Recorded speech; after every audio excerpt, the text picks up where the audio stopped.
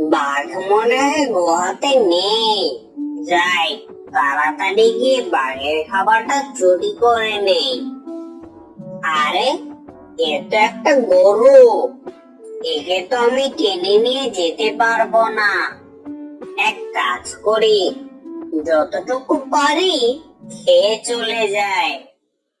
শিয়াল তাড়াতাড়ি করে বাঘের খাবার খাচ্ছিল, আর তখন সেখানে বাঘ চলে এলো।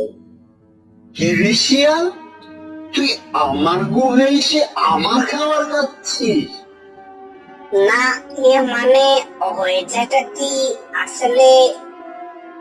আমার গুহায় এসে আমার খাবার খাচ্ছিস, আবার আমাকেই ছয়নে উদানোর চেষ্টা করছিস। দেখ এবার আমি তোকে কি করি। কিন্তু তার আগে আপনার পেছনে তো একটু দেখুন। আমার পিছনে আবার কি? বাঘ পিছনে ঘুরে তাকাতেই শিয়াল সেখান থেকে পালিয়ে গেল, আর যেতে যেতে বলল, যাক বাবা, আজ খুব জোরে বাঁচলাম। বাঘটার হাতে ধরা পড়লে সে এতক্ষণে আমাকে মেরে হাতমরা করে দিত। শিয়াল যে রাস্তা দিয়ে যাচ্ছিল সেখানে একটা পাখি আহত অবস্থায় নিচে পড়েছিল। আরে বাহ, একটা আহত পাখি, এখনই ধরে খেয়ে নি। নাম নাম নাম নাম নাম নাম নাম নাম। আহত পাখিটিকে খাওয়ার পর শিয়ালের মাথায় একটা বুদ্ধি এলো। আইডিয়া! জঙ্গলের পাশে তো গ্রাম, আর ওখানে অনেক মুরগি পাওয়া যায়। আমি এক কাজ করতে পারি, এখানে থেকে অন্যদের শিকার চুরি না করে গ্রাম থেকে মুরগি চুরি করতে পারি। রাতে শিয়াল মুরগি চুরি করতে গ্রামে গেল। চাষা হয়তো ঘুমিয়ে গেছে। যাই, তাড়াতাড়ি গিয়ে একটা মুরগি চুরি করে নিয়ে যায়। বাহ, কি সুন্দর মুরগি! এমন সুন্দর মুরগি আমি প্রতিদিনই খেতে চাই। শিয়াল পরদিনও মুরগি চুরি করার জন্য গ্রামে যায়, কিন্তু এবার মুরগির মালিক এসে শিয়ালকে লাঠি দিয়ে তাড়িয়ে দেয়।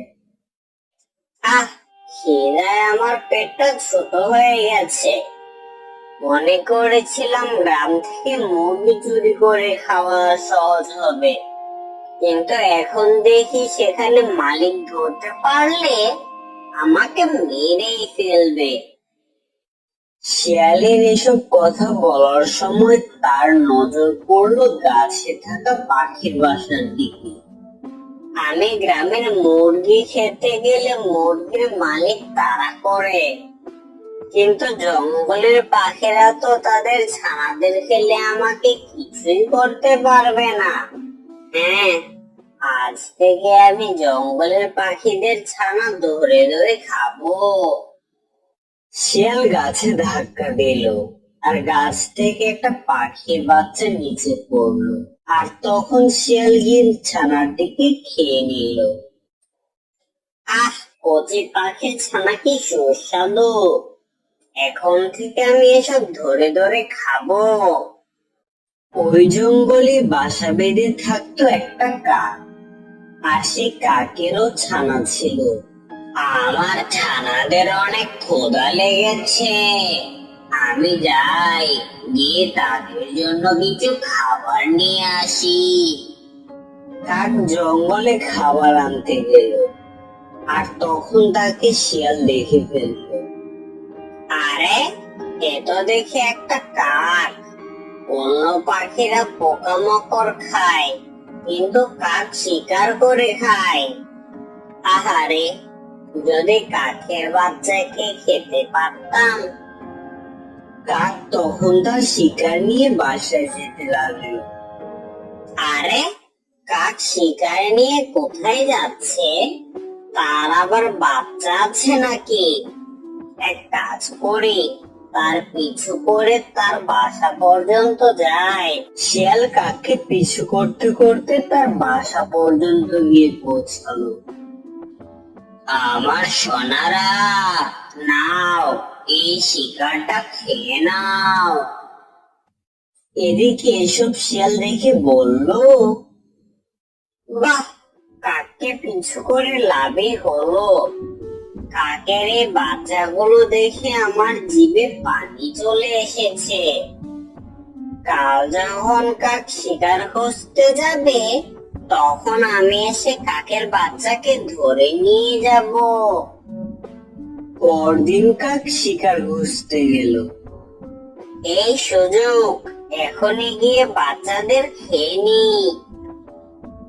শিয়াল তাড়াতাড়ি গিয়ে কাকের বাচ্চাকে মুখে নিয়ে জঙ্গলে চলে গেল। কিছুক্ষণ পর কাক এলো। আরে, আমার বাচ্চা কোথায়? আমার বাচ্চা! কাক কিছুক্ষণ কাঁদলো, আর তারপর বলল, দেখেছিলাম শিয়ালটা এদিকে আসছিল, আর শুনেছি শিয়ালটা নাকি পাখির বাচ্চাদের চুরি করে খায়। আমার বাচ্চাকে মনে হয় সেই খেয়েছে। আমি তাকে ছাড়বো না। কাক শিয়ালকে খুঁজতে জঙ্গলে গেল, আর জঙ্গল দিয়ে যাওয়ার সময় সে একটা গর্ত দেখতে পেল। আরে, এ তো দেখি একটা গর্ত। আমি এক কাজ করি, গর্তের মুখে কিছু পাতা রেখে দিয়ে শিয়ালকে এদিকে নিয়ে আসি, আর তখন শিয়াল এই গর্তে পড়ে মারা যাবে। কাক খুঁজতে খুঁজতে শিয়ালকে পেয়ে গেল, আর শিয়ালকে পেয়ে সে বুদ্ধি করে বলল, শিয়াল ভাইয়া, আমার ছানাকে খুঁজে পাচ্ছি না। তুমি আমার সাথে আমার বাচ্চাকে খুঁজে দাও, আমি তোমাকে খাবার দেব। কাককে মানা করলে কাক আমাকে সন্দেহ করবে। আমি তার সাথে যাই। চলো কাক ভাইয়া, চলো আমার সাথে।